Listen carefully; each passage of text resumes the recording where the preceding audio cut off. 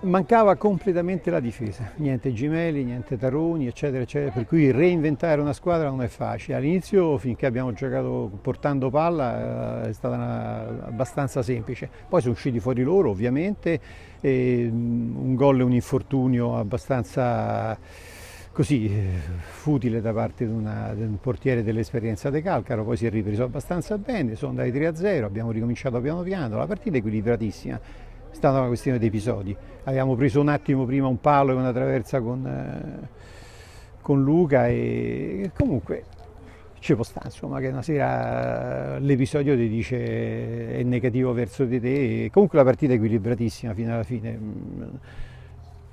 Hanno avuto la palla buona, l'hanno messa dentro e hanno fatto 4-3. Insomma, la partita è stata corretta, non ci sono stati incidenti, non c'è stato nulla.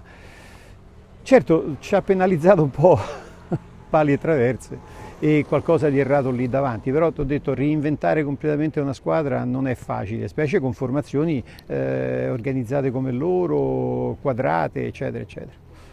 Ma con questo attacco può arrivare dovunque, il problema è che poi determinate defaillanze della difesa portano l'allenatore a spostare giocatori che potrebbero essere interessanti in mezzo al campo o di raccordo e certe mancanze poi si vengono a far sentire, insomma. Comunque c'è.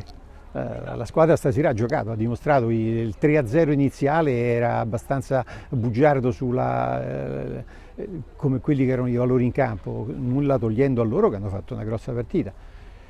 Poi piano piano siamo risaliti segnando anche due bei gol e poi alla fine poteva essere vantaggiosi per tutti e due, o a noi o a loro, gli episodi e hanno premiato loro, ma la partita era equilibrata. Insomma.